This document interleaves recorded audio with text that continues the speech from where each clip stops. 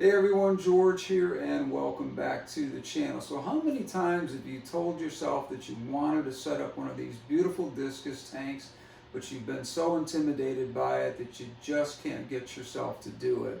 Well, when we come back, we're going to talk about that, and we're going to talk about how perhaps you've been misled and how easy it is really to take care of these fish. Hang in there with me and we'll be right back. The first thing that comes to mind when you hear the word discus fish is complicated, scary, intimidating, and really hard to keep. I have to tell you, those are some of the craziest things out there that are on the internet. These fish can be just as easy to keep as any other fish as long as you follow some basic rules.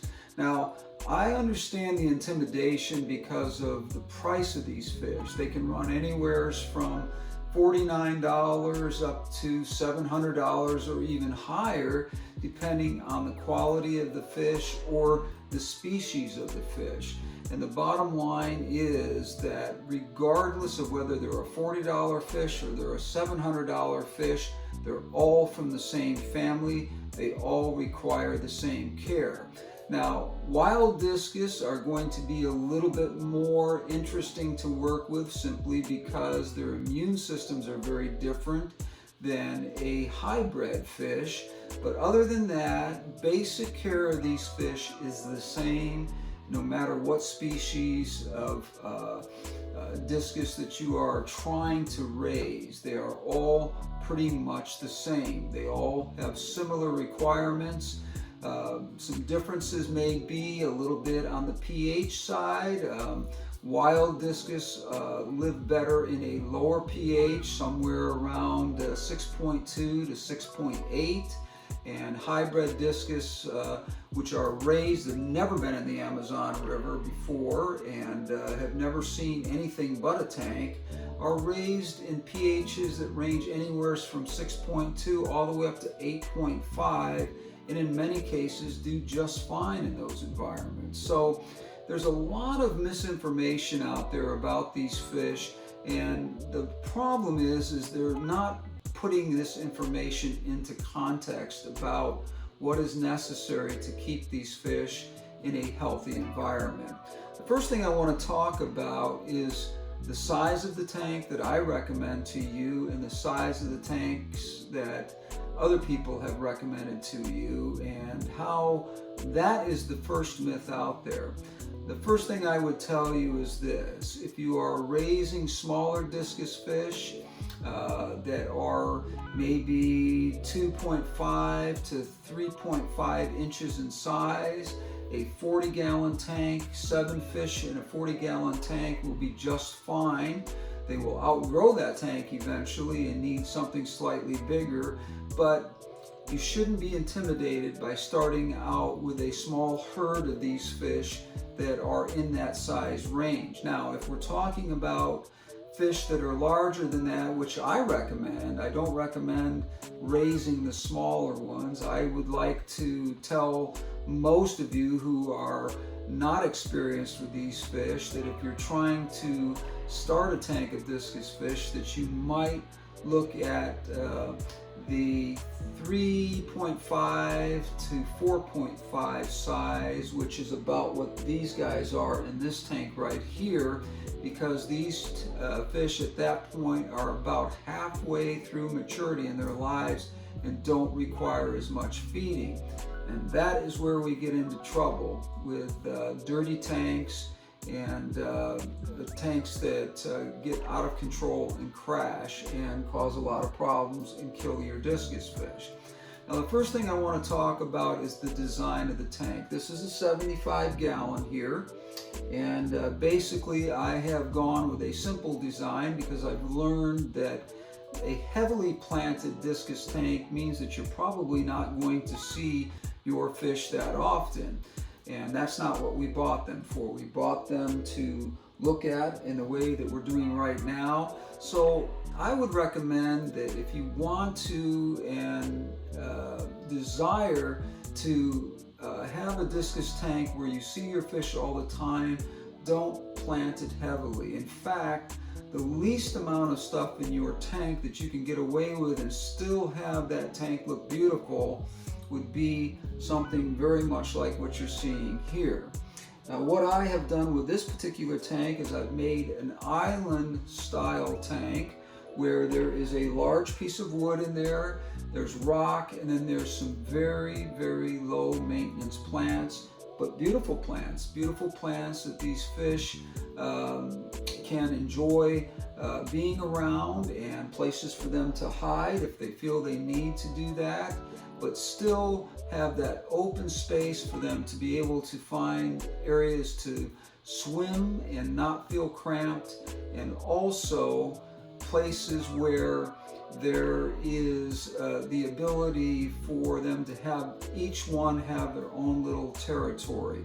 In fact, the more crowded the tank, the harder it is for the fish to find places to get away from the other fish, because you are so packed in that you really have to look at the fish and watch their behaviors to understand that they're constantly chasing each other out of places, because fish will pick the best part of the tank to go.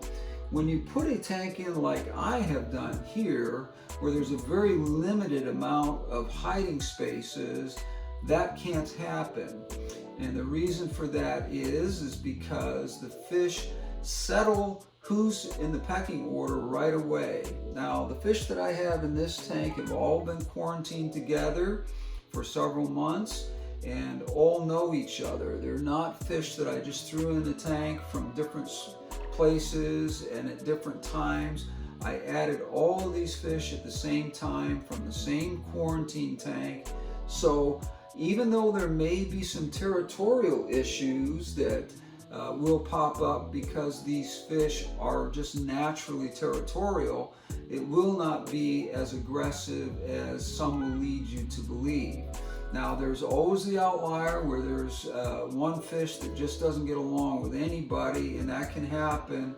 I've had it happen to me, not with this particular tank, but I have had it happen in other discus tanks, and it typically happens with the more juvenile fish than anything, because they're growing, they're learning, and they're trying to get experience in life, and the tank becomes a place where it's almost like the bully in the playground, where the fish that are less aggressive get intimidated by the one that is, and sometimes those things can be resolved by one of the fish standing up to the bully and just sort of running him off, because the fish will get tired of trying to run the whole tank after a while when he realizes that there's just too much territory to cover. So an open concept like this gives you an opportunity to have all of your fish out in the open and the ability to see them all the time.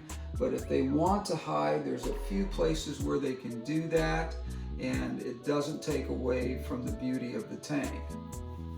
Now, let's get into water parameters, temperature, and all of those things. The first thing I would tell you, number one, is that, as I said, a 75 gallon for this size fish, 3.5 to 4.5 size in inches, is something that I recommend. This is a 75 gallon. That's plenty of water for these fish to grow up in. Also, like I said, open concept. As you'll notice, there's white sand on the bottom. I choose either white sand on the bottom or a lighter colored sand, let's put it that way, or a clear bottom, a naturally clear bottom. And the reason for that is the fish will show their colors much better. They will not camouflage themselves near as much. Now, I do not have a clear background on this tank because it's an all-in-one tank, which is what I chose, but I'm still not having problems with the fish camouflaging themselves so much that I don't get to see the beautiful colors. And the reason for that is, as I said, it's an open concept type tank where the fish are moving around constantly and they're spending a lot of time in the front of the tank, and they don't feel intimidated by showing their full colors. all the time. Now, part of that is because I don't hide the tank away in part of my house where the fish aren't seen, only for guests to come over and say, oh wow, come see my discus tank that no one's looked at in 4 or 5 days other than feeding the fish or changing the water. And the fish are scared and intimidated by you, and they run off and hide.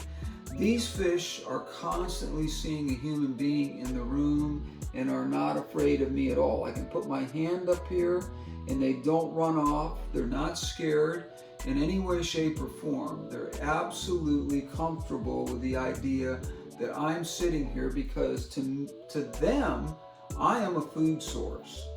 And once I become a food source and I make them comfortable and I'm around all the time, there's no reason to run off and hide. So now that we've talked about this and we've talked about the design of the tank itself, let's talk about a couple other things. Let's talk about water parameters and temperature. The first thing I want to tell you is that I would not keep discus fish in anything less than 83 degrees. They do better when it's warmer. They're more active.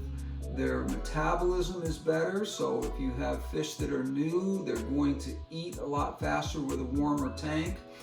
I tend to keep my tanks at 86 degrees, and sometimes that can be difficult with the fish that are in the tank with them, the community fish. I have chosen blackneontetras simply because I like the elegance, the simple elegance of that fish. They don't compete with the colors of the discus, and they truly are a very easygoing community fish. They're not fin nippers, they're nothing like that. They get along very easily with the discus fish, and they're also great at catching all the food that the discus might miss. This is part of the problem with polluting your tank, is having extra food being in the tank all the time, floating around because no one's there to eat it. These fish are very good eaters. The tetras are very good eaters. What the discus don't catch, they do. Also in this tank, you'll see that I have some Julie cories. They are bottom feeders. They run around and catch anything that the tetras don't catch. I also have a couple of Siamese algae eaters in here who are also very good at being part of that cleanup crew, and a pleco. So with that group of fish together, this tank is really set up to be an absolutely perfect environment for everybody to have their role in keeping the tank clean, with your main focus being on keeping the discus fish in your tank healthy. So when we come back, we're going to talk in the second part of this series about feeding discus fish, water parameters, and we're also going to talk about aggression and how to deal with that. Thank you for joining me for part one of this two-part series. When we think about discus fish, I don't want us to think about being intimidated by them. I want you to understand that you can absolutely have a beautiful discus tank and not feel like you are a slave to it, or you're so intimidated by it that you can't keep one, because that's far, far, far from the truth. Please hit that like button. Also subscribe. Leave your comments down below if you've had experience with discus fish and you have some things that you'd like to add to what I've already said. Then I would appreciate those comments, and I will answer those within 24 hours most of the time. Thank you for joining me today. Also, look at the bell up at the top there. Look for that bell. Anytime you see that, you'll be notified of any new videos that I might have, and I hope you'll come and join me here and see the content that I'm putting out. The channel's growing. I'm having a great time. Like I said many times in my videos, if you follow me, I'm not here to make money off this on YouTube. I'm really here as a hobbyist. This is not my main work. This is just my hobby. And These fish have really caught my attention, and I wanted to do a piece on this because I really wanted you to understand that these fish can be absolutely amazing fish to keep, and they do not have to be intimidating. So we'll see you on part 2 of this series, and like I said, we'll be covering some great areas that are going to help you understand fully how you can keep these fish and not feel intimidated. Until then, we'll see you on the next one.